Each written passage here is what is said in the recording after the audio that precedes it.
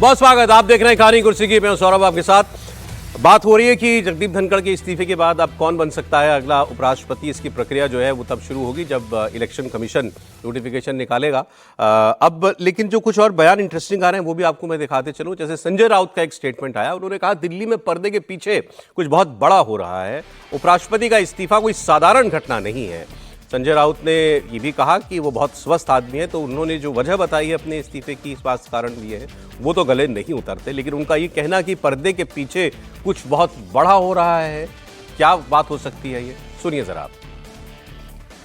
पर्दे के पीछे कुछ हो रहा है, बड़ी राजनीति हो रही है दिल्ली में। राष्ट्रीय राजनीति में पर्दे के पीछे कुछ ऐसी बातें हो रही है, जल्दी सामने आ जाएगी। उपराष्ट्रपति जी का जो इस्तीफा है वो कोई साधारण घटना नहीं है, मैं मानता हूँ। जो कारण दिया है उनकी हेल्थ का, मैं मानने को तैयार नहीं। वो बहुत ही स्वस्थ आदमी है, खुशमिजाज आदमी है, वैसे मैदान छोड़ने वाले आदमी तो नहीं है। हमारे उनसे मतभेद हो सकते हैं, लेकिन मैं उनको जो देखता हूँ वो सहजता से मैदान छोड़ने वाली व्यक्ति नहीं है, वो लड़ने वाले आदमी है। नहीं, उनकी हेल्थ ठीक है, एकदम स्वस्थ है। कल दिन भर में उनको देख रहा था, ऑब्जर्व कर रहा था, परफेक्ट है। कुछ ना कुछ हो रहा है, जल्दी पता चलेगा। Thank you. उन्होंने कहा कुछ हो रहा है, कुछ बड़ी राजनीति हो रही है। एक आपको मैं महुआ मांझी का भी सुना देता हूँ। जेएमएम की सांसद हैं, बहुत सधी हुई बातें करती हैं। इन्होंने एक जो बात कही वो सोचने लायक है। इन्होंने कहा कि सत्र के बाद इस्तीफा दे सकते थे, एक दिन में क्या हो गया।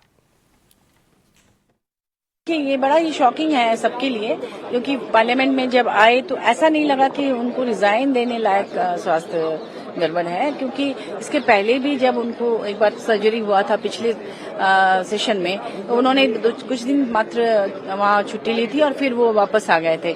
तो ये सेशन पूरा हो सकता था, उसके बाद वो रिजाइन कर सकते थे। लेकिन पहला दिन आके उसके बाद रात में ही अचानक रिजाइन करना और दिन भर किसी को भनक न लगना, तो ये इसको लेकर अटकलों का बाजार गर्म है। लोग तरह तरह के कयास लगा रहे हैं कि पता नहीं उसके पीछे की क्या वजह है। हालांकि उन्होंने स्वास्थ्य कारणों को का उल्लेख किया है, जबकि वो मीडिया को भी ये बयान दे सकते थे ताकि लोगों के मन से वहम दूर होता।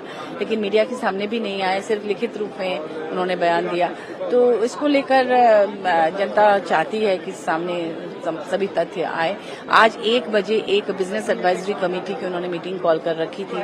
फिर जुडिशरी पे भी कोई शायद बड़ा डिसीजन आने वाला था। ऐसे समय में उनका रिजाइन करना, तो जाहिर सी बात है लोग तरह तरह की बातें करेंगे ही। महुआ जी जो कह रही है इसमें तो कोई संदेह की बात नहीं है। मतलब कि वो इस्तीफा उनको देना था तो सत्र से पहले दे सकते थे, सत्र के बाद दे सकते थे, लेकिन पहले ही दिन, वो भी पूरा दिन काम करने के बाद इस्तीफा, इसलिए इस पर सवाल है। जो बात संजय राउत ने कही उस पर एक बार चर्चा करते हैं कि उनका कहना कि कोई बहुत बड़ी राजनीति खेली जा रही है। समीर जी। देखिए, संजय राउत तो हमेशा हर मामले में बोलते हैं, मतलब उनका तो बोलना जरूरी है। कोई भी मामला हो जो उनके मतलब कोटे में आता हो, न आता हो, उनको अपने बयान जरूर रखना है संजय राउत को। लेकिन ये बात सही है कि बड़ा मामला है। उपराष्ट्रपति का जो इस्तीफा हुआ है, ये किसी ने भी कल्पना नहीं की थी, सबका कल्पना से परे था। और जब इस्तीफे की खबर आई तो सबने इसको पहले क्रॉस चेक किया कि वाकई मतलब इस्तीफा हुआ है। जो उन्होंने शब्द इस्तेमाल किया ना सर कि कोई बहुत बड़ी राजनीति हो रही है, ये तो बड़ी घटना तो इसलिए है कि भाई ऐसा कभी इस्तीफा हुआ नहीं। फिर दूसरा आपने सारी वजह जो बताई हैं, अब वो नाराजगी किसकी थी, इनकी थी या सरकार की थी, जो भी हो, लेकिन उनका कहना कि राजनीति हो रही है, इसका मतलब देयर इज सम प्लान, किसी प्लान पर काम हो रहा है और ये उसका हिस्सा है। निश्चित रूप से देखिए, प्रधानमंत्री मोदी का अगर आप 2014 के बाद से जितना भी कार्यकाल देखेंगे, चाहे वो मंत्रिमंडल विस्तार का रहा हो या अमित शाह के अध्यक्ष बनने के बाद 2000 संगठन के अंदर जिस तरीके से नियुक्तियां हुई हो, जिस तरीके से पार्टी का संगठन उन्होंने बनाया हो, तो तमाम इस तरह के वो निर्णय लेते रहे। अब उपराष्ट्रपति का इस्तीफा हुआ तो कोई बहुत बड़ा मामला जरूर रहा होगा जब उनका इस्तीफा हो गया। मुझे लगता है कि आने वाले समय में और भी चौंकाने वाले निर्णय दिख सकते हैं। अब हो सकता है कैबिनेट का रिशफल तुरंत हमें देखने को मिले, सेशन के तुरंत बाद। देखिए, ये दो बातें होंगी ना। अगर मैं संजय राउत की बात कर रहा हूं कि अगर ये कुछ सोची समझी रणनीति के तहत कोई काम किया गया है, तो क्या काम किया गया? वैकेंसी क्रिएट की गई है, उपराष्ट्रपति का पद खाली कराया गया है। अब जो उपराष्ट्रपति के पद पर आएगा वो भी अगर किसी पद को छोड़कर आता है तो वहां भी कोई वैकेंसी होगी, बिल्कुल चेन बनेगी। तो इसकी एक चेन बनेगी। तो क्या ऐसा कुछ सोच करके किया गया है या ये मतलब बस जो था वो कल ही कल में कल्मिनेट हुआ है? ये और हो गई बात खत्म। नहीं, वो संजय राउत वाली बात, जो चेन बनाने की बात, उसमें तो फिर समीर जी की बात आ जाती है कि नीतीश कुमार को लाइए, एक वैकेंसी यहाँ वहाँ खाली हुई, नीतीश कुमार यहाँ फिट हुए, वहाँ बीजेपी अपना चीफ मिनिस्टर बना दे और उनके बेटे को डिप्टी चीफ मिनिस्टर बना दे। देखने में यही एक महत्वपूर्ण वैकेंसी है। बाकी कोई गवर्नर को बुला के बनाइए, गवर्नर खाली हो तो कोई वैकेंसी का कोई मतलब नहीं है। पॉलिटिकल वैकेंसी तभी खाली होती है जब कोई उसका पॉलिटिकल मामला हो। अब रक्षा मंत्री से कोई दिक्कत तो सरकार को है नहीं। ऑपरेशन सिंदूर में तो रक्षा मंत्री ने आगे बढ़ चढ़ करके जिस तरह दिक्कत नहीं, किसी और को लाना हो कैबिनेट में, आप किसी और को लाना हो तो फिर वहां भी कोई वैकेंसी खाली होगी। सीसीएस का मसला, क्योंकि ये भी नहीं, ये भी CCS का मामला, ये कैबिनेट कमेटी देखिए दिल्ली के गलियारों में ये भी एक चल रहा है, जो चल रहा है कि साहब एक मुख्यमंत्री को दिल्ली लाया जाए, उनको रक्षा मंत्री बनाया जाए या बड़ा पद दिया जाए। कौन मुख्यमंत्री सर? अब ये तो एक अभी किसी ने लिखा था, हर्ष जी ने लिखा था कि एक मुख्यमंत्री को लेकर के भेजा था कि जो आप ही ने तो उसमें लिखा है ग्रुप में कहानी, किसी और का मैसेज पढ़ा होगा फिर हमने नहीं लिखा, तो किसी और का मैसेज भेजा होगा आपने। हमने नहीं लिखा था। मतलब बीजेपी के किसी ताकतवर मुख्यमंत्री को यहाँ लाना चाहते हैं, दिल्ली ला सकते हैं। मतलब देखिए ये सब हेरफेर तो भारतीय जनता पार्टी में होता ही रहता है, लेकिन मुझे लगता है कि ये जिस तरह ये घटना पूरी हुई है, संजय राउत जो कह रहे हैं, संजय राउत कुछ और कह रहे हैं।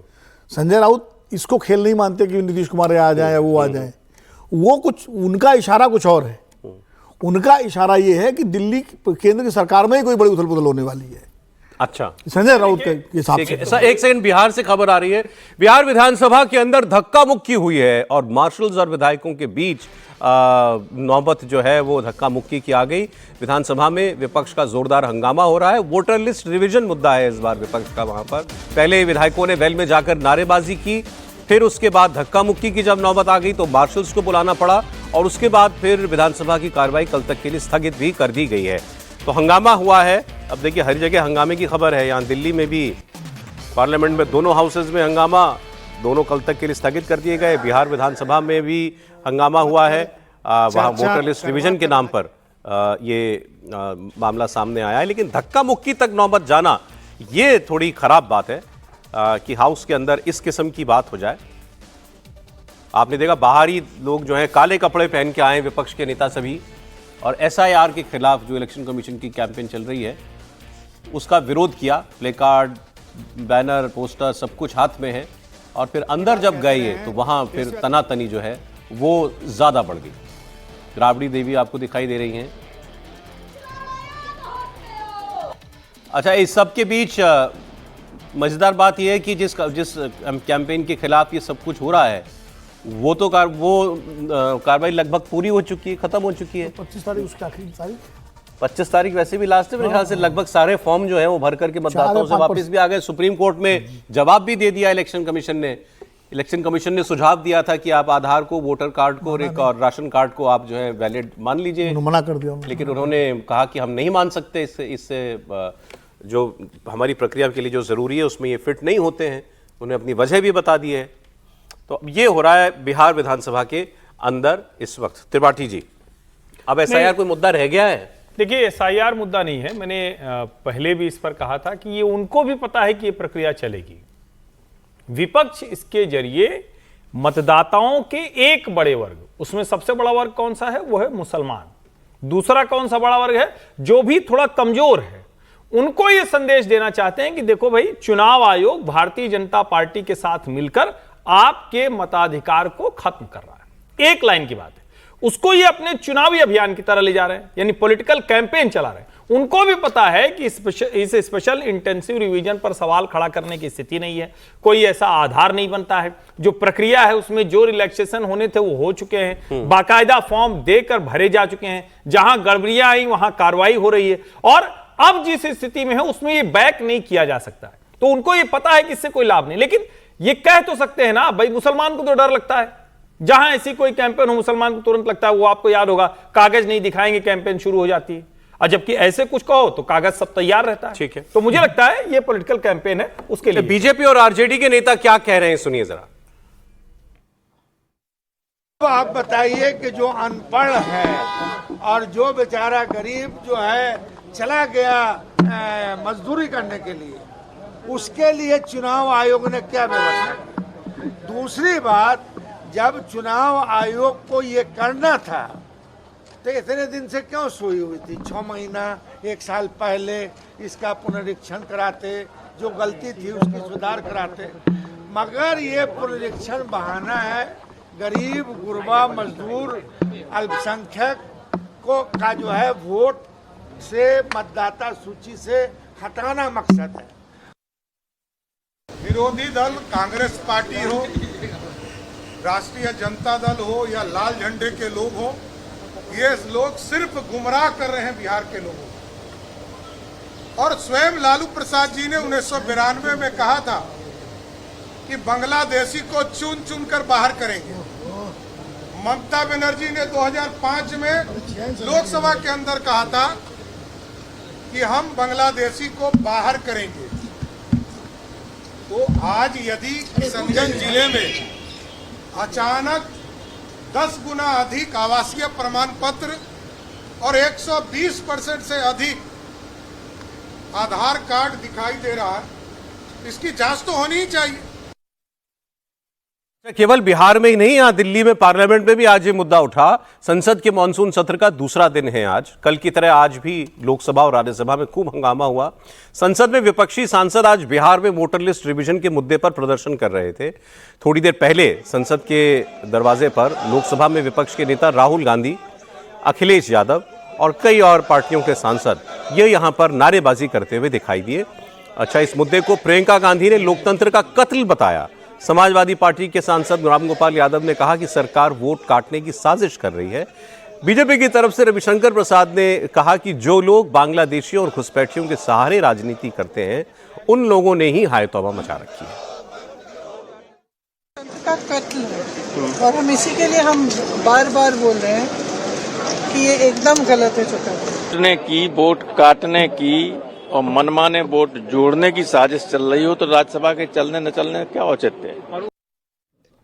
यही तो सवाल है। इसको लेकर विपक्ष परेशान क्यों है, हमें समझ में नहीं आ रहा है। दूसरी बात, ये जब ड्राफ्ट होगा तो आपको अपील करने का अधिकार है कलेक्टर के यहाँ। वो अगर नहीं सुनेंगे तो आप जाइए चुनाव आयोग में मुख्य निर्वाची अधिकारी के यहाँ, तो इतने अपील का फोरम है। तो ये पहले ही हाय तौबा क्यों मची हुई है? हाय तौबा इसीलिए मची हुई है कि बांग्लादेश और घुसपैठियों की बिना पर जो राजनीति करते हैं वो घबराए हुए हैं। तो आपने देखा राहुल गांधी भी आज वहां पर प्रोटेस्ट में शामिल हैं। अखिलेश यादव बगल में उनके खड़े हुए हैं। प्रियंका गांधी ने कहा कत्ल किया जा रहा है लोकतंत्र का। कल राहुल गांधी कह रहे थे मुझे तो ये सरकार बोलने ही नहीं देती है, मैं जब भी जाता हूं मुझे मौका ही नहीं मिलता है बोलने का, तो मैं अब क्या कहूं, मैं तो आप ही के सामने कह सकता हूं जो कह सकता हूं। आज भी उनको जो कहना है वो बाहर ही कह रहे हैं और प्रोटेस्ट कर रहे हैं। जी सौरभ जी, मैं कह रहा हूँ कि बड़ा अच्छा हो गया ये। क्या हम लोग इतने नामों की चर्चा कर रहे थे उपराष्ट्रपति पद पर, रविशंकर प्रसाद एक बहुत, जिसको कहें कि मुफीद संदर्भ के लिहाज से मौजू हैं, हर लिहाज से अगर देखें तो रविशंकर प्रसाद उपराष्ट्रपति के पद के बहुत योग्य दावेदार हो सकते हैं। एक पेज और लख दी। मैं वही कह रहा हूँ, पन्ना खत्म कर दिया आप लोगों। अरे नहीं, कहाँ पन्ना खत्म हुआ? अभी तो कितने नाम, 4-5 नाम पे तो हम लोगों ने चर्चा ही की। इससे ज्यादा लेकिन ये सचमुच गंभीरता से कहें तो ये अच्छा नाम है। जितने नाम चल रहे हैं उससे ज्यादा बता दिए। नहीं, बिहार एंगल भी है इसमें। बिहार एंगल, रविशंकर प्रसाद। रविशंकर प्रसाद नाम कैसा लग रहा है सर आपको? रविशंकर जी सुन रहे होंगे तो पता नहीं खुश हो रहे होंगे कि नहीं हो रहे होंगे। नहीं, लेकिन मैं समझता था कि त्रिपाठी जी रविशंकर जी के मित्र हैं। अब लेकिन वो नाम की चर्चा कर रहे हैं तो बात ठीक ही कर रहे होंगे। लेकिन मसला फिर वही है। देखिए, अभी हम लोग उस पर बात करते हैं, SIR की बात जो हो रही है ना, ये आपको इस नाम पे कुछ नहीं कहना? नहीं, मुझे कुछ नहीं, मैं नाम पर किसी पर कुछ नहीं कहना चाहता। मैंने बीजेपी का अध्यक्ष, मतलब बीजेपी का ही कोई कार्यकर्ता नेता जो है वो। अरे मुझे ये बता दीजिए कि आज अंदर तो काम हुआ नहीं, हाउस के अंदर राहुल गांधी ने कल जो कहा था कि मुझे बोलने नहीं देते, ये बात ठीक है क्या? मतलब अंदर सदन चल सकता था क्या? राहुल गांधी आज अपनी बात कह सकते थे या नहीं? देखो, राहुल गांधी जी वहाँ नहीं बोल सकते, वो तो ठीक है। मल्लिकार्जुन खड़गे जी ने जो बोला उससे इतना बवाल हो गया है राज्यसभा में, वो भी विपक्ष के नेता है। वही तो एक कल्मिनेशन का एक ट्रिगर पॉइंट वो भी है ना, जो JP नड्डा साहब और मल्लिकार्जुन खड़गे की बातचीत कर रहे हैं आप।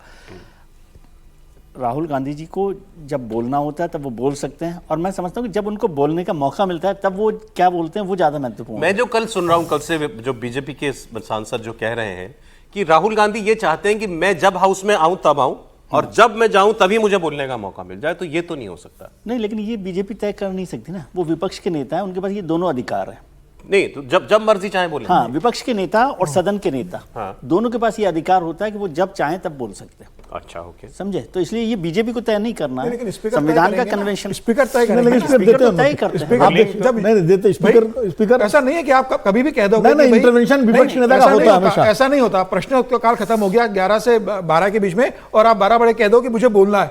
नहीं, हाउस के अंदर अगर स्पीकर अगर लीडर अपोजिशन हाथ उठाते हैं तो उनको इंटरवेंशन का मौका मिलता है, तो बोलेंगे ना वो। अरे सुनो यार, अरे लगातार देखते हैं, जैसे ही स्पीकर का हाथ उठता है उसका लीडर पोजीशन का, वैसे ही स्पीकर अलाउ करते हैं। बल्कि अक्सर ये होता है कि मंत्री यदि बोल रहे हैं तो वो भी बैठ जाते हैं। और अरे लीडर सदन का नेता खड़गे जी लीडर पोजीशन थे लोकसभा में, कितनी बार बोलते हैं। सवाल इंटरवेंशन का नहीं है ना, थोड़ा सा अपना स्पीच देना, पूरा स्पीच जो कह रहे हैं थोड़ा सा इसमें एकदम ये सच है कि जब भी लीडर ऑफ अपोजिशन खड़ा होता है तो उसको बोलने का अवसर दिया ही जाएगा, और राहुल गांधी भी जब खड़े होते हैं तो उनको बोलने का अवसर दिया जाता है।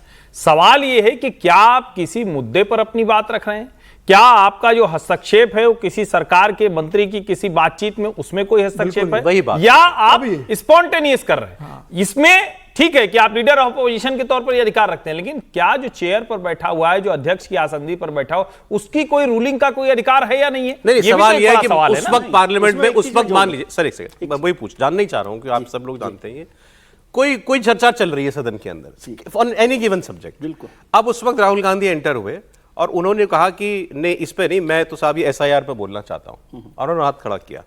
क्या स्पीकर बाउंड है कि वो उनको उनके मन चाहे मुद्दे पर बोलने अब वो मैं बात बता रहा हूं आपको कि स्पीकर एक बार जब वो हाउस में यदि बात करने के लिए अपने को खड़ा करते हैं या कहते हैं कि भाई मुझे बात करनी है, तो एक बार तो स्पीकर को कहना ही पड़ेगा कि आप बोलिए क्या बोलना है। वो जो बात बोल रहे हैं इस पर स्पीकर कहें नहीं, इस पर बात पर अभी चर्चा नहीं होगी, ये हो सकता है। लेकिन आप लीडर ऑफ अपोजिशन को बोलने नहीं देंगे कि वो क्या खड़ा हो, ये आप तय करेंगे कि उन्हें क्या बोलना है। चर्चा चल ही नहीं रही, वहां पूरा होल्ला मर रहा है, और तब भी कुछ भी करे मैं बोलूंगा, अभी किसी विषय पर चर्चा नहीं है, पूरा होल्ला मिल रहा है। विपक्ष के सांसद वेल में आके चले गए हैं, वेल में होल्ला कर रहे हैं।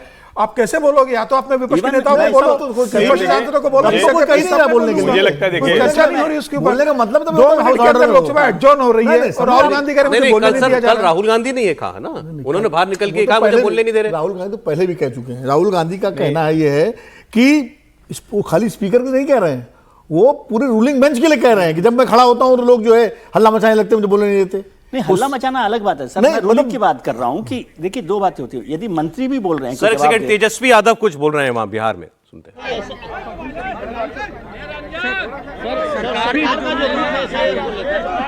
थोड़ा सा फल बस,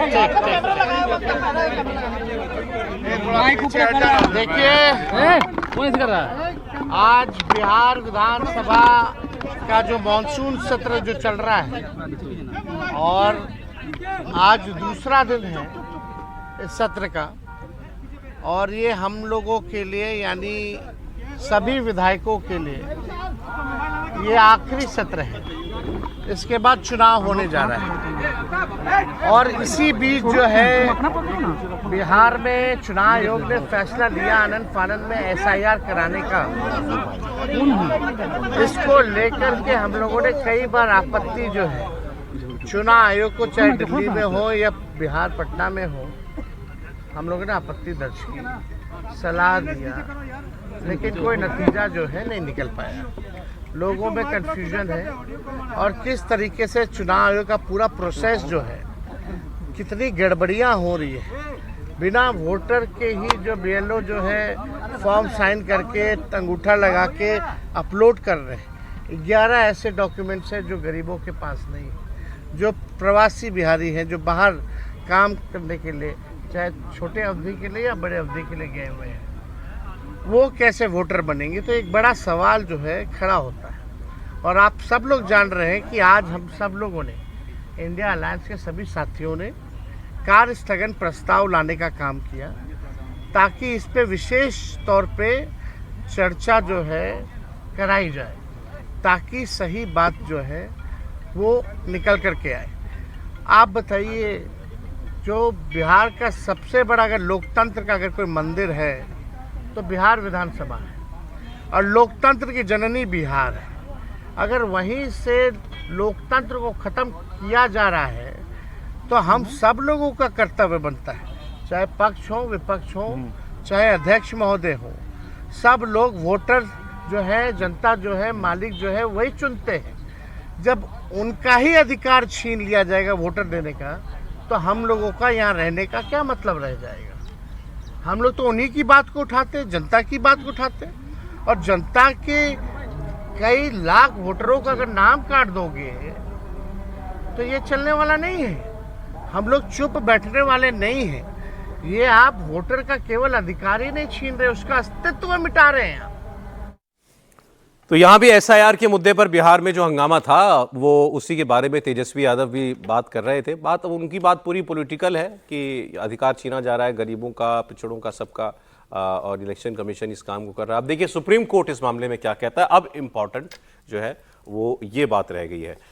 एसआईआर का जहां तक सवाल है, कार्रवाई लगभग पूरी हो चुकी है और जो पहला जो ड्राफ्ट होगा वो 1 अगस्त को इलेक्शन कमीशन को वो देना भी है। समीर जी, कार्रवाई तो एसआईआर तो लगभग कंप्लीट हो गया है। बिल्कुल, चुनाव आयोग ने बहुत बेहतर तरीके से इसको तय सीमा के अंदर कंप्लीट कर लिया है और चुनाव आयोग ने अपना जो जवाब था वो सुप्रीम कोर्ट में जवाब दाखिल भी कर दिया। 28 तारीख की डेट है, 28 तारीख तक को जिन्होंने इसके खिलाफ याचिका दायर की थी उनको अपना जवाब दाखिल करना है। अब सुप्रीम कोर्ट 28 तारीख को तय करेगा कि जो आज कहा है चुनाव आयोग ने कि भाई हम राशन कार्ड और आधार कार्ड को हम उसमें कंसिडर नहीं करेंगे, क्या सुप्रीम कोर्ट 28 तारीख को ये कहता है कि नहीं इसको आपको करना पड़ेगा। अभी तो उन्होंने सलाह दी थी, क्या वो इसे मान लेता है और जो रिपोर्ट स्टेटस रिपोर्ट सबमिट करेगा चुनाव आयोग कि हमने पूरा डाटा वेरिफिकेशन कर लिया और ये हमारी फाइनल रिपोर्ट है, अगर सुप्रीम कोर्ट उससे संतुष्ट हो जाता है तो मुझे लग रहा है उसे फिर जारी करने की अनुमति मिल जाएगी। अगर सुप्रीम कोर्ट को लगता है कि आधार कार्ड जोड़ना पड़ेगा और 35 से 40 से 45 लाख लोग अगर मिस हो रहे हैं और आधार कार्ड से कोई वैलिड लोग जुड़ सकते हैं तो सुप्रीम कोर्ट ये आदेश भी दे सकता है 28 तारीख को आधार कार्ड जोड़ने का। मुझे इसकी अब संभावना कम लगती है। जो चुनाव आयोग ने जो काम किया है मुझे लग रहा है उस पर सुप्रीम कोर्ट अब मुहर लगाने जा रहा है। चलिए, तो अब हम लोग जो पहले इससे बात कर रहे थे, आज की बड़ी बात कि धनखड़ साहब के इस्तीफा क्यों हुआ और इस्तीफे के बाद अब अगला नाम कौन सा हो सकता है। बहुत सारे नाम हमने चर्चा की क्योंकि आखिरी 2 मिनट मेरे पास हैं। हरिवंश जी और नीतीश कुमार, इन दोनों नामों की क्योंकि सबसे ज़्यादा चर्चा है, हरिवंश जी के स्वाभाविक सक्सेसर के तौर पर, नीतीश कुमार जी के पॉलिटिकल रीजंस की वजह से। लेकिन ज़्यादातर हमारे पैनलिस्ट को लगा कि ऐसा नहीं हो, ऐसा मुमकिन नहीं होगा। समीर जी को लगता है नीतीश कुमार नाम हो सकते हैं। आरिफ मोहम्मद खान का नाम है। समीर जी का जो सोशल मीडिया है उस पर 1 लाख लोगों ने सपोर्ट किया नीतीश कुमार जी के नाम को। हाँ, सही में? अच्छा, ठीक है, बात अच्छी है सर। आरिफ मोहम्मद खान, मुख्तार अब्बास नकवी, मुस्लिम फेसेस, इनका नाम जो है वो सामने आया। रविशंकर जी का भी नाम आया। रविशंकर प्रसाद जो है वो एक अच्छी चॉइस हो सकते हैं। कानून के बहुत बड़े जानकार है, सुप्रीम कोर्ट के बहुत बड़े वकील हैं। शशि थरूर बचे हुए। शशि थरूर, एक शशि थरूर का नाम साहब आया, लेकिन मैसेजिंग की दृष्टि से गुलाम नबी आजाद का भी नाम हो सकता है। शशि थरूर कैसे किसी नहीं, को ठीक नाम लग तो सकते हैं अच्छा है, लेकिन शशि थरूर जी की भी तो वही समस्या है, वो स्वयं है। स्वयं क्या वो उस जिसको कहते हैं कि फ्रेमवर्क में काम करेंगे या वो तो और ज्यादा अपनी इच्छा अपने तरीके। अभी वो इतना अलाइन हुए भी नहीं है इनके साथ, सरकार के साथ। अलाइनमेंट तो देखिए हो चुका है, अलाइनमेंट का कोई बहुत मसला नहीं है। लेकिन हाँ, ये जरूर है कि जैसे वो बड़े स्वाभाविक से दावेदार हैं, मुझे भी लगता है, लेकिन क्या वो उस तरह से उपयोगी होंगे और उस फ्रेमवर्क में वो चलेंगे, ये भी तो एक बड़ा सवाल है। चलिए, विदेश में उनके लिए बहुत जगह है। विदेश में उनके लिए बहुत जगह है। शशि हाउस तो यही चलाना। आपने गंभीरता से गुलाम नबी के नाम को नहीं लिया। मैसेजिंग की दृष्टि से कश्मीर, पाकिस्तान सिर्फ इसलिए नहीं लिया क्योंकि आप सब लोगों ने कहा था कि अब जो होगा वो खांटी बीजेपी आरएसएस नहीं, अगर बीजेपी के बाहर का अगर होना, शशि थरूर कौन सा खांटी है? मेरे तो बिल्कुल सहमत भाई, शशि थरूर नहीं, लेकिन इसीलिए तो हम लोग, मैं रविशंकर बाबू का नाम गंभीरता से कह रहा हूँ, इसीलिए वो गंभीर नाम है।